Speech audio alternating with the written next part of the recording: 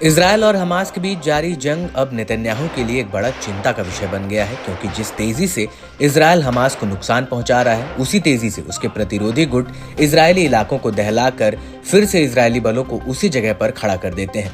Israeli बलों के लिए सबसे बड़ा चैलेंज हिजबुल्लाह बना हुआ है, जो लगातार अपने हमलों से उत्तरी इजरायल में तबाही फैला रहा है। हिजबुल्लाह ने अपने घातक हमलों से इजरायल को इतना ज्यादा नुकसान पहुंचाया है कि उसकी कमर टूट गई है। ऐसा नहीं है कि हिजबुल्लाह के हमलों से इजरायल शांत है। IDF भी जमकर हिजबुल्लाह पर हमलावर है, लेकिन इतना होने के बावजूद भी हिजबुल्लाह जंग के मैदान में डटा हुआ है और हर रोज इजरायल पर मिसाइल, रॉकेट और ड्रोन हमले कर रहा है। और इसी कड़ी में हिजबुल्लाह ने एक बार फिर बदले की कार्रवाई करते हुए इजरायली फोर्स पर आत्मघाती ड्रोन से मतला साइट पर सीधा हमला किया, जिसमें कई जवान घायल हुए।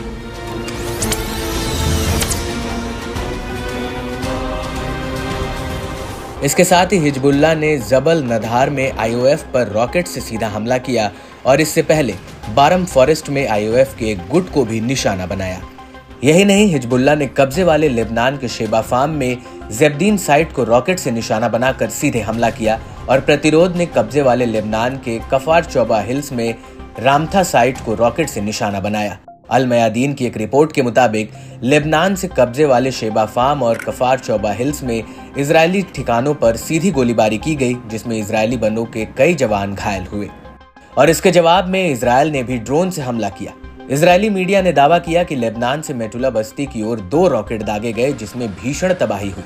इस हमले का एक वीडियो भी सामने आया है, जिसमें देखा जा सकता है कि इजरायली ड्रोन एडियाशे शहर और उसके आसपास के इलाकों में कैसे घातक विस्फोटक बरसा रहा है, जिससे इलाके में आग लग जाती है और तबाही का मंजर दिखता है।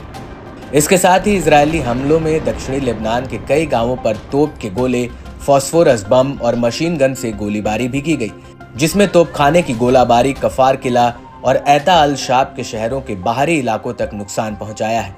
लेकिन इतना सब होने के बाद भी हिजबुल्लाह के हमलों में कमी नहीं आई। हिजबुल्लाह जंगी मैदान में उसी जज्बे के साथ इजरायली बलों और इलाकों पर हमले करना जारी रख रहा है।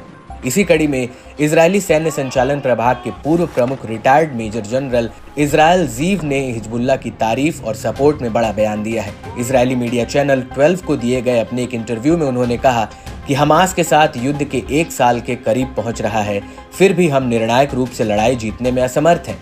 भले ही हमास हिजबुल्लाह की तुलना में कमजोर प्रतिद्वंदी है, लेकिन हिजबुल्लाह ने हार नहीं मानी है और इसकी सबसे बड़ी उपलब्धि है कि इसने इजरायल को 1 साल में मानो अपंग कर दिया है। इसके साथ ही जीव ने कहा कि इजरायल अभी भी ईरान के खतरे से बाहर नहीं आया है। जीव ने इस युद्ध को लेकर समझौते की बात भी कही और सुझाव दिया कि इस युद्ध को समझौते के तहत ही रोका जा सकता है। समझौते से ही गाजा में और इजरायल में शांति लाई जा सकती है।